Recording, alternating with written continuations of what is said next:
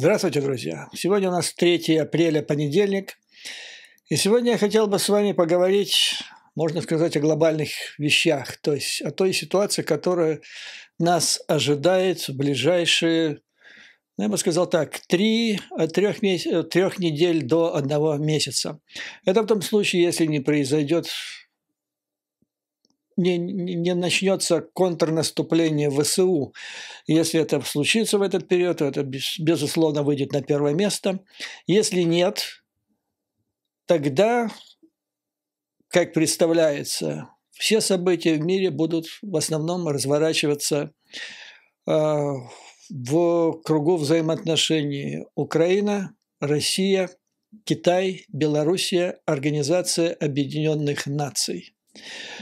Но прежде чем я приступлю к рассмотрению этих вопросов, я бы хотел, понедельник, знаете, говорят, шутка такая есть, счастливого тебе утра в понедельник в Америке, говорят. Чтобы немножко развеять ваше настроение, небольшой факт, который воспринимается как шутка юмора.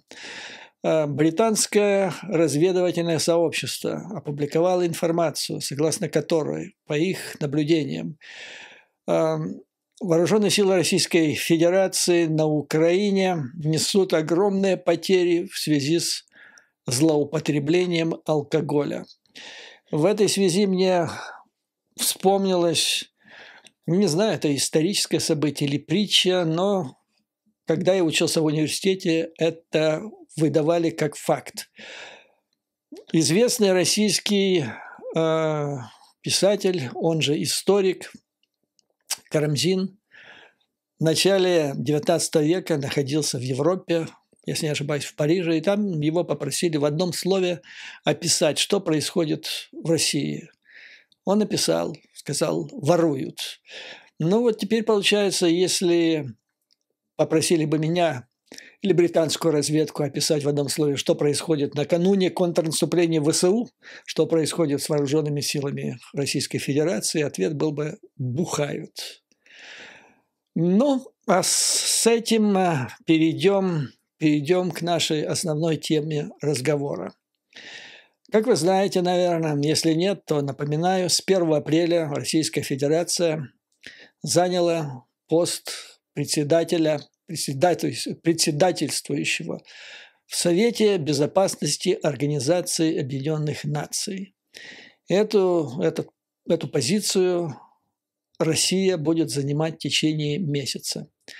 Это, конечно, можно воспринимать как шутку юмора, поскольку это началось 1 апреля, но, тем не менее, с этим придется считаться. Россия уже выстраивает свою стратегию, что она предпримет в течение этого периода. Главные 2 вещи на повестке дня у Небензи. Первое, они хотят рассмотреть вопрос о том, собственно говоря, о деле, в связи с которым против Путина был выдан ордер Международным судом в Гааге. То есть они будут рассказывать, как заботливо они относились к украинским детям, которых похитили, вывезли с территории Украины в Россию. Они будут рассказывать какой-то огромный гуманитарный подвиг со стороны Кремля. Второй вопрос они хотят поднять о незаконном экспорте оружия. Речь, безусловно, идет о, так сказать, незаконных, с их точки зрения, поставках оружия в Украину на основании так называемого правила конечного пользователя этого оружия. В практике международной торговли оружием есть такой пункт, который присутствует практически в каждом соглашении о экспорте и импорте вооружений, в котором говорится, что покупающая сторона свидетельствует о том и обязуется, что она будет конечным покупателем приобретаемого оружия и не будет без разрешения продавца поставлять никаким третьим странам. И вот, видимо, Москва хочет представить так дело, что известные сделки или операции по поставке в Украину оружия прежде всего странами Восточной Европы, Восточного фланга НАТО, в ходе которых эти страны поставляли имеющиеся у них на вооружение системы Украине, а американцы их компенсировали более новым оружием из своих арсеналов. Также представляется возможность следующего варианта. Буквально сегодня вышло сообщение о том, что в связи с войной на территории Украины южнокорейские компании имеют головокружительные прибыли. Южная Корея давно мечтала прорваться на натовский рынок, и вот теперь это свершается на наших глазах.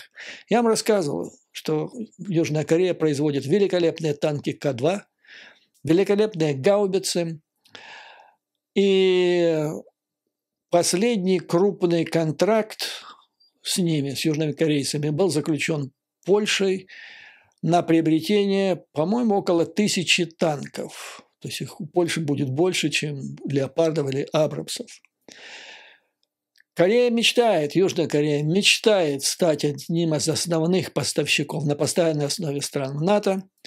Но есть маленькое «но». Она бы не против поставлять в Украину, но страна позиционирует себя как неприсоединившееся государство, хотя в связи с агрессией России она все больше и больше втягивается в союз западных государств, направленных против России и Китая, против Китая прежде всего, и России, но тем не менее. То есть такое впечатление, что Россия опасается, что вот эта 1000 танков, которая прибудет в Польшу, будет потом реэкспортирована в Украину. И в связи с этим хотят поднять шумиху. Что делать? Да, у Китая свои взгляды на Организацию Объединенных Наций. Китай собирается использовать ООН как основную платформу для своей глобальной операции по превращению Китая в глобального голубя мира на основании вот этого пресловутого документа из 12 пунктов. ООН должна там играть главную роль, а объектом устремления Китая и Российской Федерации должны стать неприсоединившиеся или развивающиеся страны, или еще называют их странами третьего мира. Кстати, надо сказать, что в последнее время в значительной степени благодаря закулисным усилиям Москвы, дипломатическим усилиям Китая, вот это движение, то есть представители этих государств, прежде всего Африки, становятся все более и более пекинско-кремлевскими на всяких международных форумах. Причем это нарастает, так сказать, в геометрической прогрессии. И украинской дипломатии надо как-то так активизировать свои усилия на этом поприще, на этом поле. А для этого нужно наконец-то заполнить все должности послов, но не представителями экзотических профессий, а кадровыми, опытными дипломатами. Так вот, что делать? Что делать цивилизованным странам? То есть мы обозначили цель, что будут делать Россия и Китай в ООН в предстоящий месяц. Что делать остальным членам Совбеза ООН? Ну, можно, конечно, вот когда начнется разглагольствование Небензи по поводу детей, как Россия продолжает спасать украинских детей путем их хищения или воровства, или похищения, правильно, наверное, будет, похищения и насильственную депортацию в Россию. Собственно говоря, он делает то же самое, что фашисты во время Второй мировой войны делали, когда осуществляли массовый вывоз рабочей силы в рабство фактически из завоеванных земель бывшего Советского Союза в Германию. Вот то же самое, то же самое. Или то, что делали турки, османы, вернее, в средние века для воспитания, для того, чтобы вырастить из этих мальчиков, похищенных янычар, в какой-то степени мамлюков. Так вот, конечно, это можно было бы проигнорировать. Ну, просто так вот встали и ушли, чтобы не давать платформу этим кровавым клоунам, я имею в виду кремлевским. Потому что сидеть, выслушивать этот бред, это нагромождение безумных измышлений от страны агрессора, глава которого находится в международном розыске, это трагикомедия. Но тут важно не попасть в западню, которая однажды случилась, по иронии судьбы, с Советским Союзом. Дело было в ночь с 25 на 26, если я не ошибаюсь, июня 50-го года, когда внезапно войска Северной Кореи вторглись на территорию Южной Кореи. Это была агрессия. Срочно был созван Совет Безопасности ООН, на котором Советский Союз не присутствовал. Не присутствовал, потому что накануне, я не помню по какому вопросу, но что-то там российскому в Москве, Кремлю не понравилось, и они заявили, а мы будем бойкотировать наступающее заседание Совбеза. И не пришли. И вот в отсутствии советского представителя там было единодушно принято решение. Там даже Китай проголосовал за, но тогда это был не тот Китай, это был Тайвань. О том, что это было, то есть вторжение Северной Кореи в Южную было признано агрессией, было принято решение помочь миротворцами, войсками ООН, коими оказались войска Соединенных Штатов Америки. И началась вот эта Корейская война, которая длилась где-то года 3, последствия которой еще не закончены, не прекращены. Но это вот, когда я помню, изучал историю дипломатии, это был казус, который рассматривался как поражение российской дипломатии по воле глупого случая.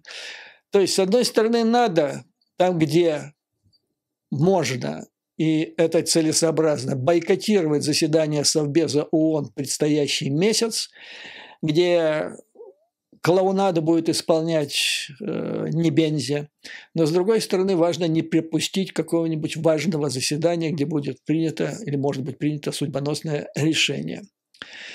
Тем временем появляется все больше свидетельств того, что недавнее заявление Путина и последовавшим за ним заявлением Лукашенко, это они вбили серьезный клин в взаимоотношения, или я бы сказал так, взаимопонимание между ними и Пекином. И я посмотрел, что по этому поводу писала китайская печать, и должен отметить, что никогда, во всяком случае, с начала российской агрессии китайские СМИ не писали и не говорили так жестко, так открыто. И учитывая китайскую сдержанность, я бы сказал, с возмущением, неприкрытым возмущением, в адрес вот этой инициативы Путина. Я процитирую несколько, хотя их надо буквально читать, но читать вы их не будете, они длинные, эти все статьи, я вам просто отдельное высказывание приведу. Газета South China Morning Post. Статья, название «Ядерный план Путина по Беларуси запутывает мирный план Китая по Украине». То есть удар. Путин нанес удар по мирному плану. А если учитывать, что в основе этого мирного плана это глобальная концептуальная идея или roadmap, или концептуальный глобальный план Китая, стратегический, всемирной безопасности, гармонии, который вектор, должен положить вектор их усилия на международной арене на все обозримое будущее, то получается, что то, что сказал Путин, анонсировал и Лукашенко, это бьет по стратегическим, политико-дипломатическим устремлениям Китая на международной арене. И тут же в статье объясняется вероломство которое было проявлено Путиным и Лукашенко в этом деле. Только, цитирую, «только на прошлой неделе президенты России и Китая поклялись не размещать ядерное оружие за рубежом». Поклялись. И вероломно. Далее. План Москвы по размещению этого тактического ядерного оружия в соседней Беларуси может осложнить усилия Пекина по установлению мира в украинской войне. Это уже война, это уже не конфликт, не ситуация. А наблюдатели выражают обеспокоенность по поводу рисков распространения ядерного оружия. А это принципиальный, краеугольный принцип или постулат китайской внешней политики не распространение ядерного оружия. И вот, то есть, получается, стратегический союзник Пу, не успев товарищ Си похлопать его по плечу и уехать в Пекин, подписав соответствующую декларацию, где было зафиксировано обещание или стремление обеих сторон не допустить размещения на новых территориях ядерного оружия, коварный вероломный Пу плюнул товарищу Си в спину. То есть это удар по инициативе Китая и личное оскорбление товарищу Си. Потому что совсем недавно в Москве в совместном заявлении с председателем КНР Си Цзиньпином Путин пообещал этого не делать. И дальше цитата совместной декларации. «Все государства, обладающие ядерным оружием, должны воздерживаться от размещения ядерного оружия за пределами своих территорий. Точка». И отсюда возникает вопрос. Китай выдвинул эти свои 12 пунктов с надеждой, и Путин булькнул там, что он разделяет, да, он же сказал, что нам можно еще поработать и так далее, но разделяет. И после этого вот тут же нарушение. Это в отношении с Китаем. Не прошло и 2 дней, как он поправил то, что он записал на бумаге. И какие могут быть с ним переговоры теперь по поводу войны, по поводу урегулирования ситуации в Украине? То есть китайские товарищи должны как-то так вот освежить голову и дать себе ответ на вопрос. Или можно им задать вопрос, каким образом после того, что сделал Путин, каким образом вы видите перспективы, что с ним можно достигать вообще в принципе каких-то договоренностей по сложным внешнеполитическим вопросам. Еще почему удар? Почему это был удар со стороны кремлевского гопника? Цитирую. Его заявление было сделано в тот момент, когда Китай, столкнувшись с широко распространенной критикой квазисоюза, то есть они не рассматривают это как союз, квазисоюза Пекина с Москвой, так вот Китай активизировал свои усилия, чтобы позиционировать себя в качестве миротворческого посредника по Украине, в преддверии целого ряда дипломатических визитов в Китай европейских лидеров. Ну и дальше перечисляется, что к нам едет, пример из Испании, Санчес уже приехал, затем ожидается Эммануэль Макрон, ожидается Урсула фон дер Ляйен, по-моему, Шарль Мишель тоже собирается приехать. И все они будут, как считают в Китае, обсуждать и даже уговаривать Китай играть более активную дипломатическую роль в урегулировании войны в Украине. Ну и как теперь после всего этого поступать Китаю? Что он может гарантировать? И каким образом он может выступать от имени, ну не то что даже, потому что от имени Путина и России он не собирался даже выступать, но каким образом он может даже предполагать, что то, о чем они сейчас вот обсудят с высокими европейскими гостями в Пекине, каким образом это все превратить в согласие Путина или России с надеждой, что это как-то может быть осуществлено и выполнено. Таким образом, размещение России ядерного оружия в Беларуси затруднит мирные переговоры, говорит господин Джоу, научный сотрудник Пекинского института военной науки. Военный товарищ, он понимает, о чем говорит. Китай, безусловно, продолжит свои усилия по продвижению переговоров. Но, внимание, Путин явно пытается получить больше рычагов влияния. Ну, грубо говоря, так, если отбросить лоск дипломатических формулировок, он кидает даже своего ближайшего хозяина, барина. Таким образом, вот всего этого следует, что Путин вышел за пределы договоренностей с Си, достигнутой в Москве. Не то, что вышел, он их нарушил. Еще проще говоря, он кинул Си. И китайские товарищи, судя по этим статьям, а это не первая статья, они это понимают.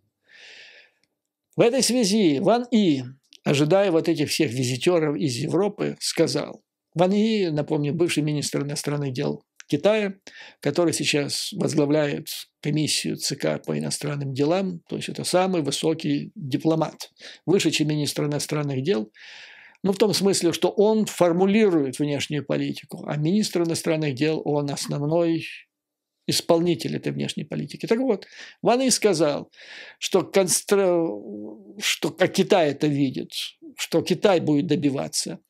Он добивается стратегического консенсуса между Китаем и Европой в целях, внимание, прекращения огня, остановка войны, возобновление мирных переговоров и политическое урегулирование. Здесь опять возникает уже не война, а кризис. Ну и опять-таки вопрос, каким образом Китай может обеспечить этот консенсус и вот это все сделать, когда его собственный холоп плюет в спину товарищу Си, который не успел только уехать из Москвы. То есть из всего этого должно следовать по логике вещей. Судя по всему, Китай должен это понимать, они не дураки, что Путин практически недоговороспособен.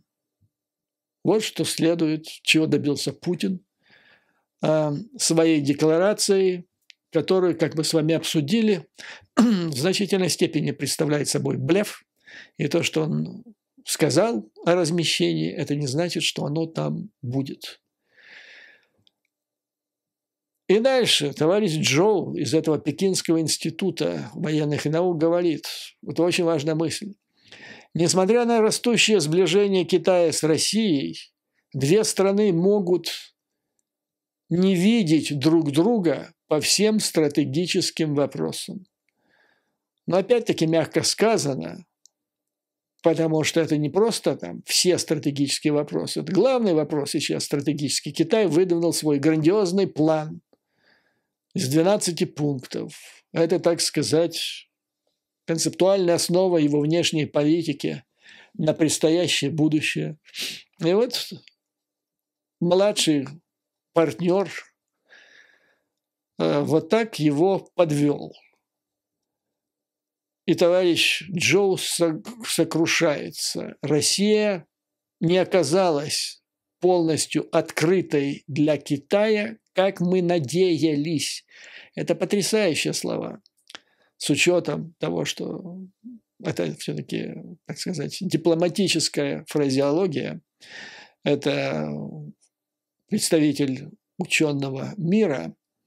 Ну и, так сказать, это концептуальная статья, отражающая нынешнее состояние двусторонних отношений. И дальше Джоу признает, что план Путина по развертыванию ядерного оружия не соответствует его, Путина, обязательствам, изложенным в совместном китайско-российском коммюнике, который Путин подписал вместе с Си в Москве буквально неделю назад. Все, то есть кинул, плюнул, растоптал, вероломно, недоговороспособен. Вот, собственно говоря, как можно это все прочитать.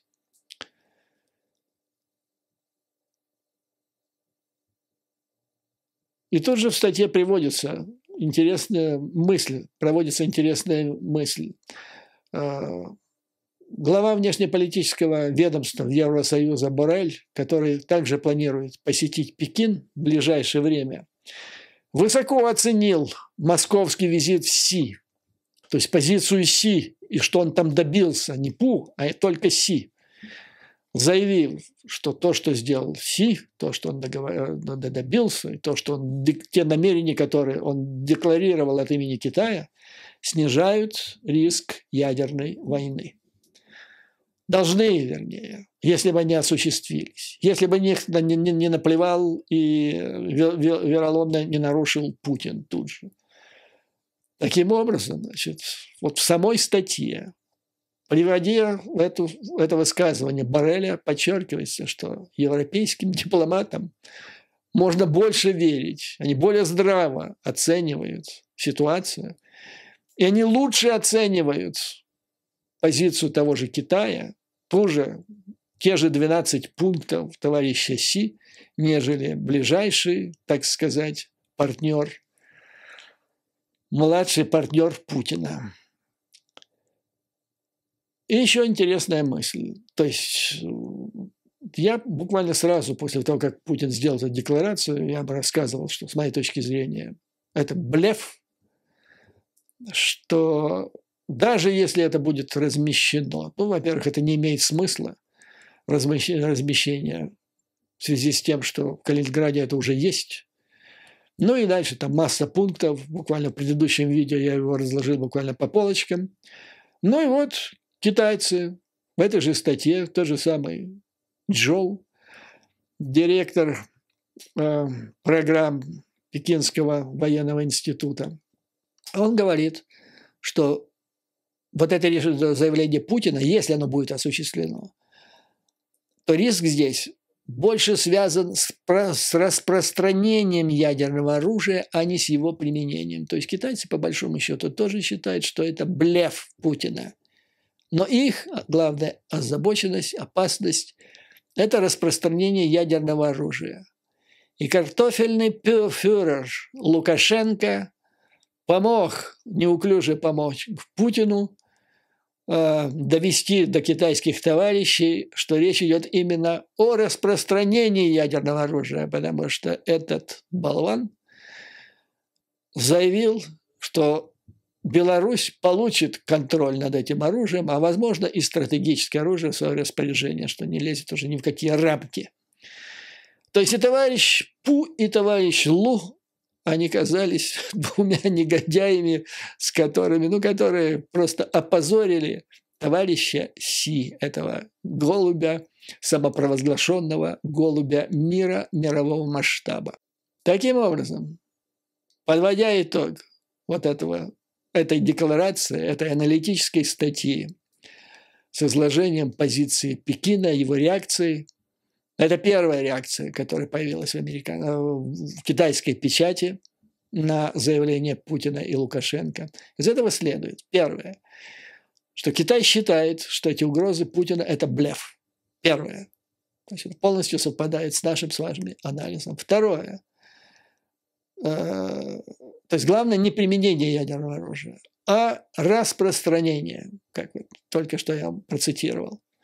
Второй неизбежный вывод, который должен сделать Пекин, это то, что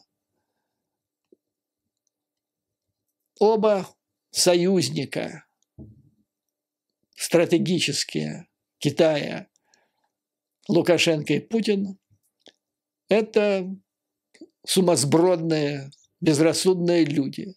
Ну и вопрос, товарищ Си, кто твои друзья? Как известно, скажи, кто твой друг, и я скажу, кто ты.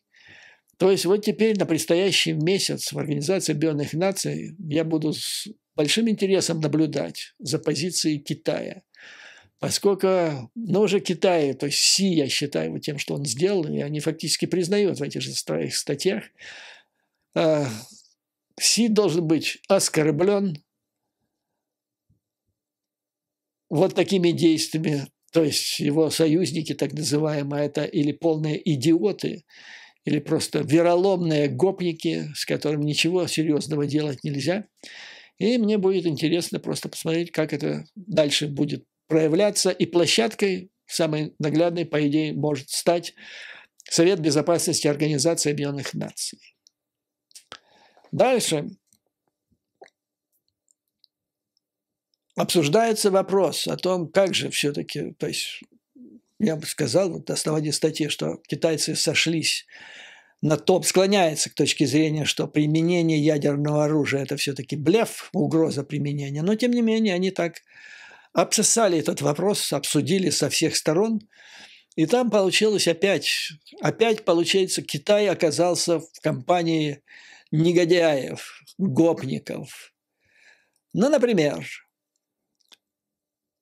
заместитель постоянного представителя Китая в ООН уже заявил, после решения Путина, поддержанного Лукашенко, зовут этого товарища Ген Шуан, он напомнил, что в недавнем документе, излагающем позицию Пекина по войне в Украине, говорилось, цитирую, «Ядерное оружие не должно применяться, а ядерные войны не должны вестись, что угрозе или применению ядерного оружия следует противостоять.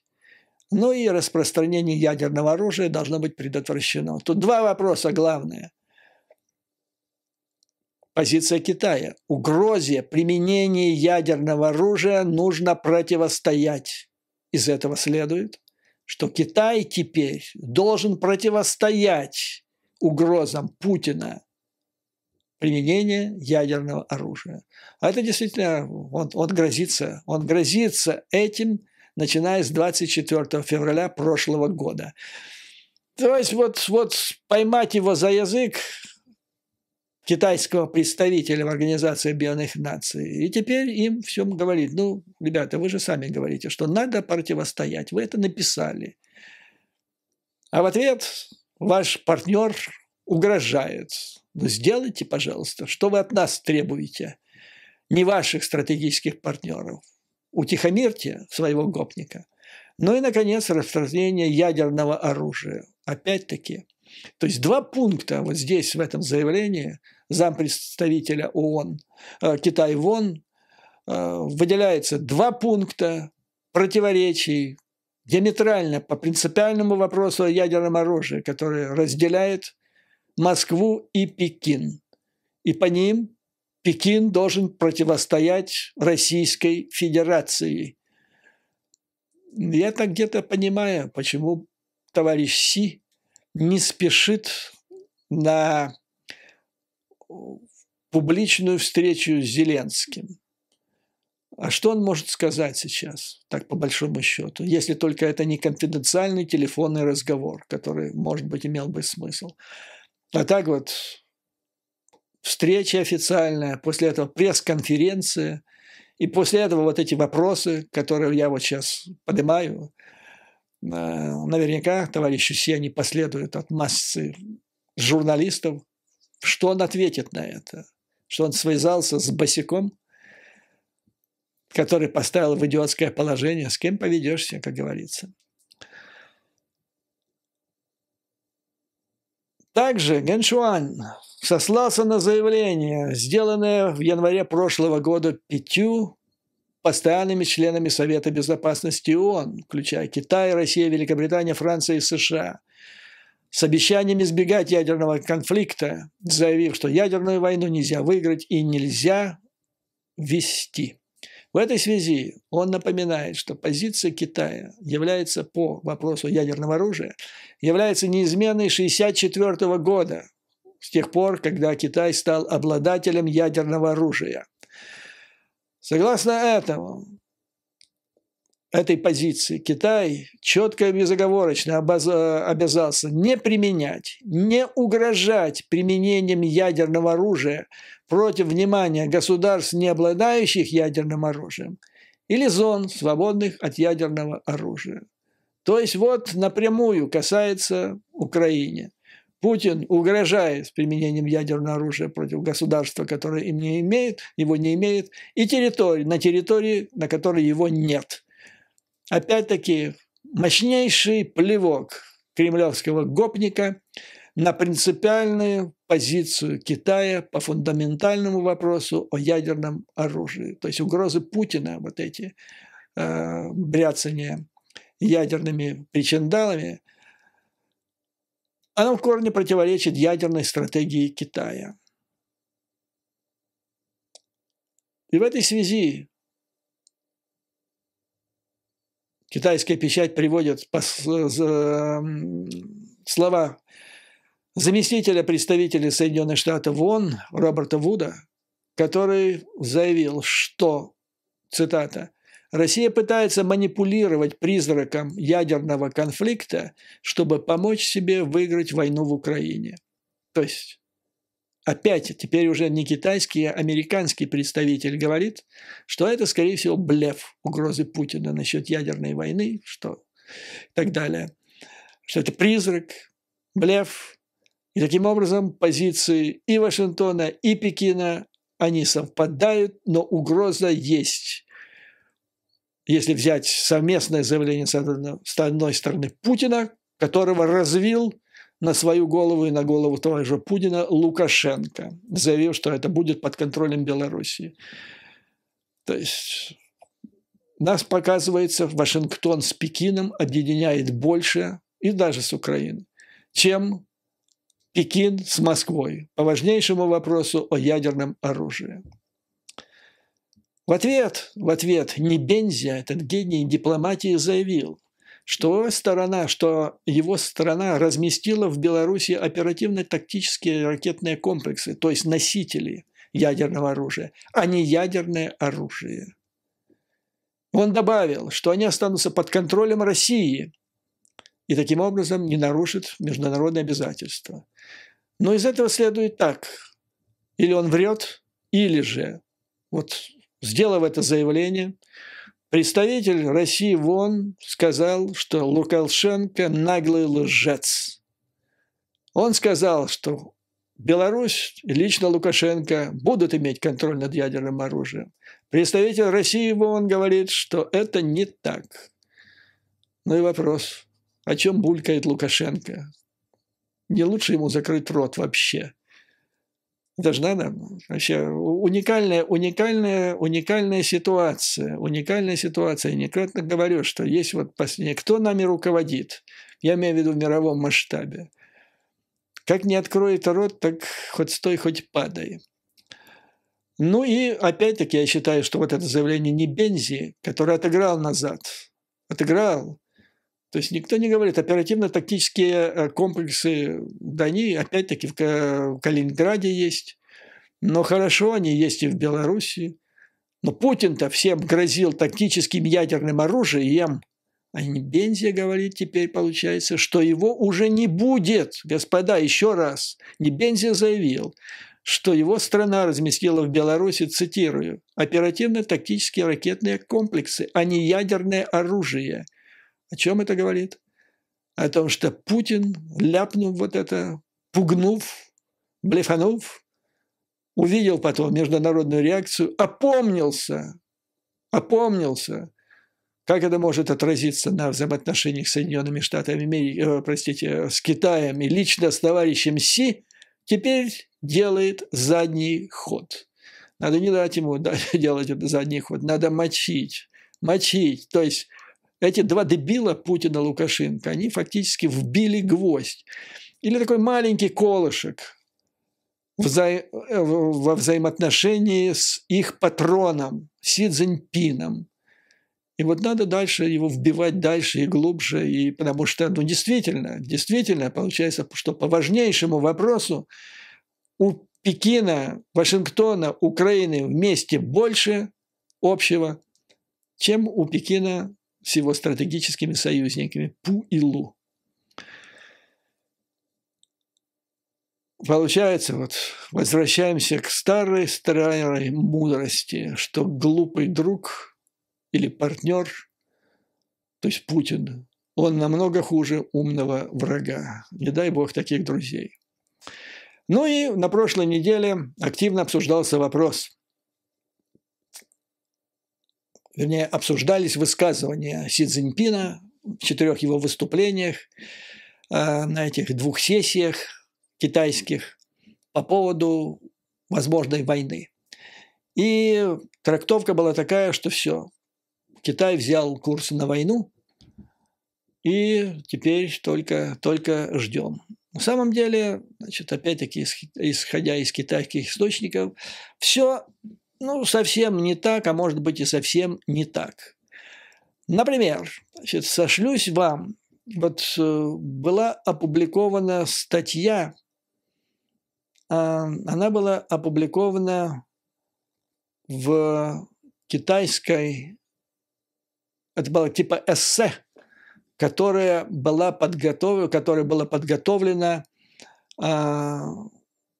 комитетом, у него есть международный комитет ЦК КПСС, это военный, то есть это высший орган, который изложил видение и военную стратегию товарища Си в начале его 3-го срока царствования. Так и говорится, что это политическая доктрина Си, которую он изложил. Но не только он, там еще ряд мер было предпринято в этой связи. И эта политическая доктрина, она называется «Народная война в новую эпоху». Новая эпоха – это 3-й срок председательствования Си Цзиньпина, и называется «Народная война». И смысл ее состоит в следующем. Китайские военные должны стремиться к обеспечению народной поддержки и мобилизации гражданской экономики в случае конфликта. Еще раз.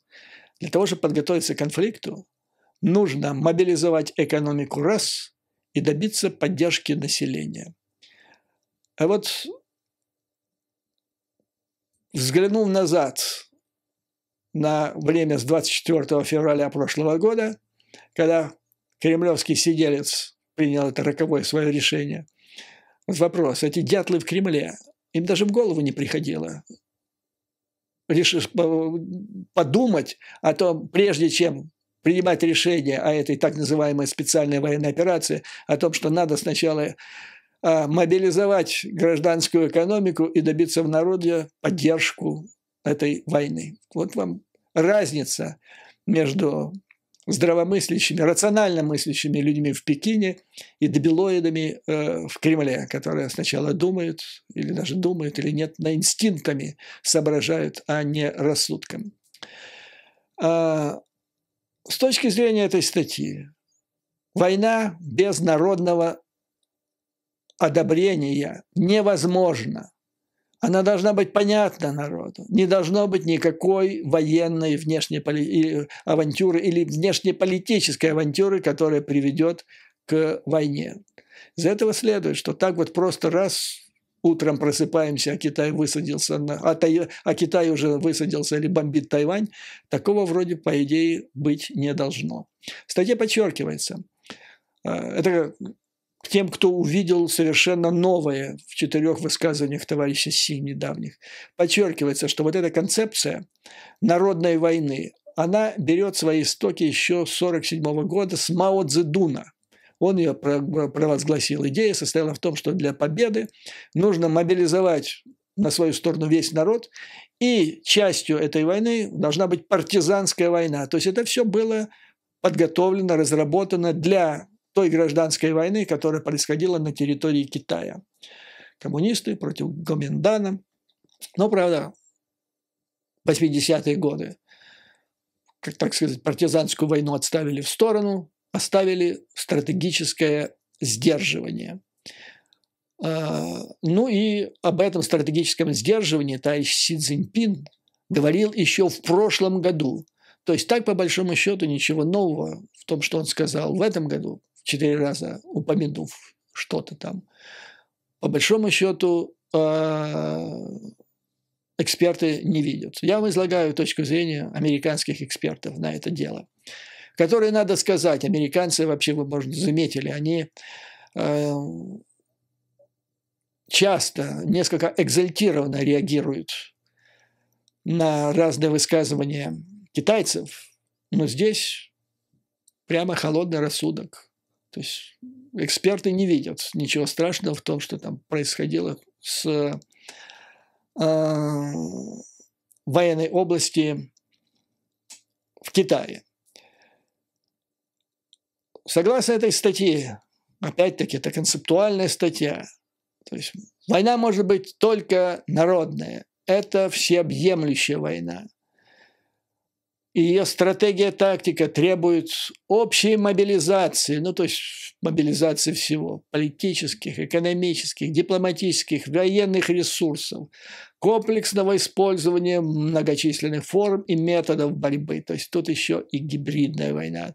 Тут, кстати, говорится о том, что надо избегать попадать в ситуацию, когда Китай может оказаться один на один с противником и будет иметь примерно равные с ним силы. И это приведет к ситуации, как в Первую мировую войну была, и которая в последние месяцы сложилась на полях сражений Украины. Когда обе стороны разделены линией фронта, продвижение туда-сюда незначительно и поливают друг друга. То есть это патовая ситуация. Китайцы как внимательно изучают и оперативно вводят коррективы в свою военную стратегию. Надо избегать такой ловушки и проявлять гибкость, отвечать асимметрично. То есть фактически речь идет о концепции гибридной войны. И дальше. Что касается, как Тайвань во всем этом выглядит. То есть Китай полностью отвергает агрессию со своей стороны. Но Китай считает Тайвань своей суверенной территорией и вообще внутренним делом. Но раз это внутренняя территория, то ее можно вернуть в родную гавань, в родные пенаты, даже силой, если потребуется. Американцы тоже, они не считают Тайвань отдельным государством, но они считают, что нельзя это делать насильно. Но самое главное здесь, вот меня привлекло внимание именно китайская, так сказать, позиция по этому вопросу. То есть борьба, китайцы считают, за воссоединение или силовое присоединение Тайванем – это морально, ну, с любой точки зрения, оправдано, поскольку это мое, это защита китайского суверенитета. Но если тогда мы перенесемся на территорию Украины, получится, что это та же самая позиция Украины в отношении временно оккупированных территорий Российской Федерации. Но в Китае эта часть, этот остров откололся, так сказать, в результате гражданской войны, а здесь иностранный агрессор влез на твою территорию и нагло, поправ твой суверенитет, отхватил от тебя, значит, громадный кусок земли. То есть получается опять-таки, что позиция Китая по принципиальному вопросу о том, что такое суверенитет над своими территориями, он ближе к Украине, чем к Москве. Если добавить это противоречие еще к предыдущему противоречию по ядерной войне, так оказывается, что Украина и Пекин, ну, чуть ли не союзники, во всяком случае, они обречены стать союзниками, они обречены оказаться в одной лодке. И если Китай этого не сделает, если он будет, так сказать, в публичных выступлениях пытаться маневрировать, ловчить, извиваться, то его нужно просто вот гвоздить, прибивать гвоздями, пришпиливать его к его собственным высказываниям, к его собственным статьям, согласно которым, то есть если убрать словеса и словоблудие, то оказывается, что Китай, он, по идее, должен быть среди сил добра, но волю судеб из конъюнктурных соображений оказался в одной лодке с гопником. И в этой связи я хотел бы еще раз подчеркнуть, что это программная статья, которая написана от имени высшего военного, значит, органа, руководящего Народно-освободительной армией Китая. Китай, согласно этой статье, даже не пытается добиться в обозримом будущем паритета с Соединенными Штатами Америки. он, в принципе, вот все эти высказывания в последнее время, которые сделал Си Цзиньпин, те меры, которые предпринимались, а там были меры, там пункты мобилизации развернуты, окей. Затем бомбоубежище то ли обустраивается, то ли обновляется, но только в тех районах, прибрежных районах, которые близки к Тайваньскому проливу. Китай также предпринимает, переходит на своего рода автаркию, пытается обезопасить себя от поставок из-за границы критически важных материалов, тех же микрочипов или редкоземельных металлов, то есть сделать себя автономным в плане необходимых с военной точки зрения товаров и материалов.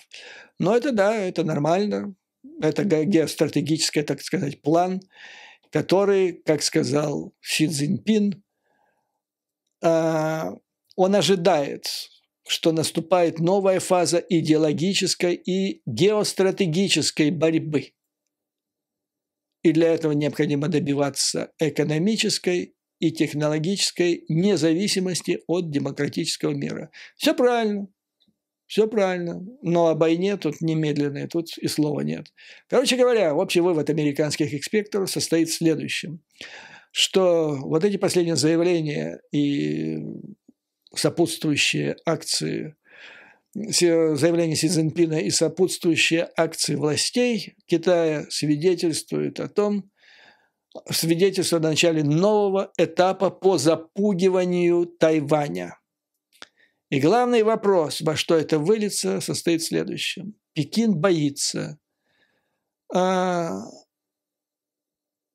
неконтролируемой эскалации в отношениях с Соединенными Штатами, если американцы начнут бурно реагировать на попытки Китая захватить силой Тайвань. А поскольку реакция Китая, то есть Соединенных Штатов Америки, она, как минимум, непредсказуема, хотя американцы в последнее время, они все больше открыто говорят о том, что придут на помощь Тайваню, даже несмотря на то, что это не обязывает, не является их обязательством с точки зрения двусторонних отношений, но даже если допустить 50/50, все равно это не повод для Пекина, для того, чтобы совершить нападение на Тайвань. И вообще, по большому счету, я вам, господа, скажу, я вот как-то так вот, чем больше наблюдаю за это, не совсем понимаю стратегию и Пекина, и Соединенных Штатов Америки в их взаимном противоборстве по поводу Тайваня. Ведь в конце концов были же прецеденты. Гонконг, как он вернулся в родную гавань. То есть он стал результатом внутренних процессов, своего рода сближения между Гонконгом и Китаем. То же самое, наверное, могло бы произойти в течение какого-то отрезка времени длительного между Тайванем и Пекином. Тем более, что на Тайване есть две политические силы.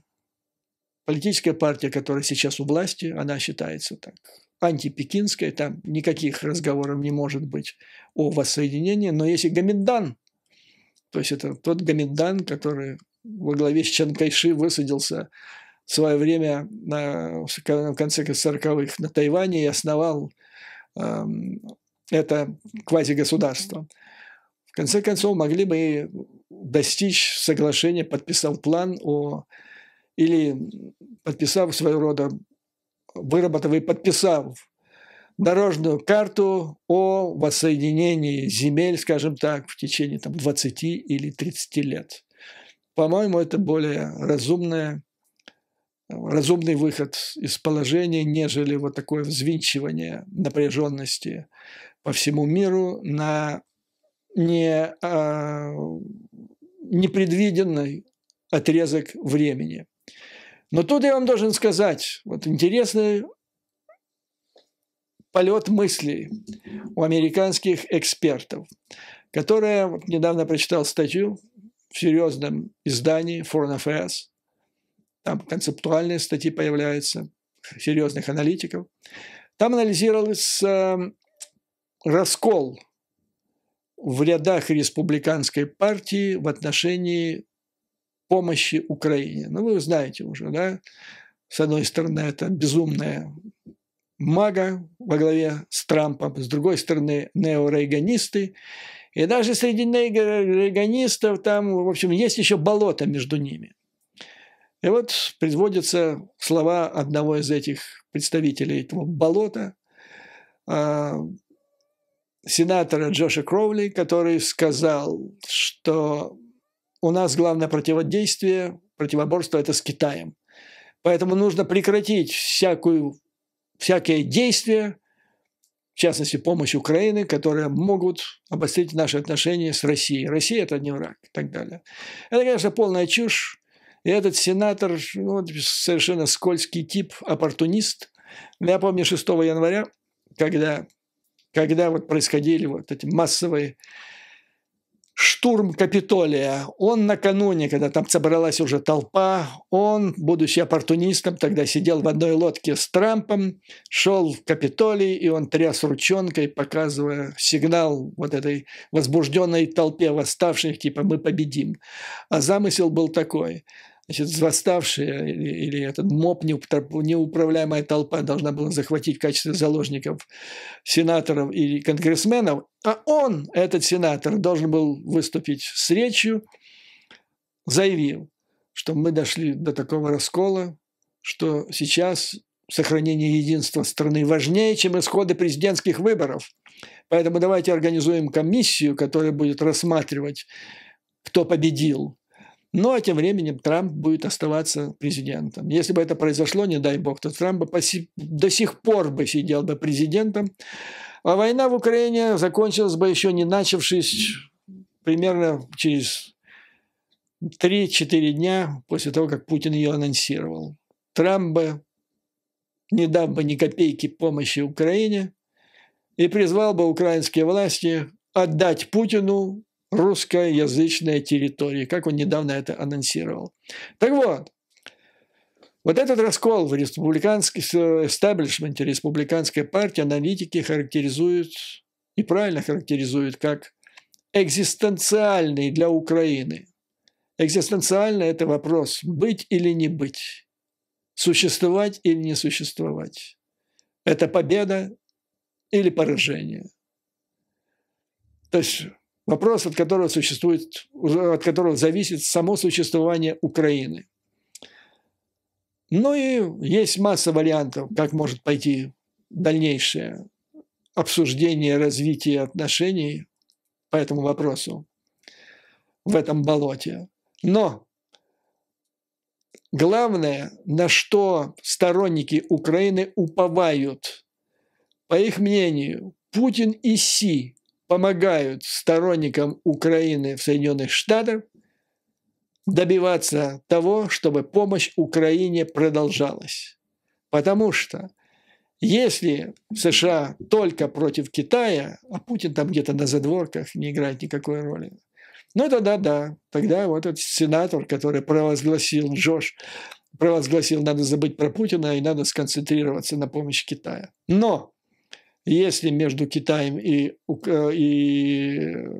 Россией путинской складывается чуть ли не военный союз с поставками вооружений, тогда Соединенным Штатам деваться некуда, и надо, если Китай – это стратегический союзник, с которым надо бороться, тогда надо бороться и с его стратегическим союзником Путина.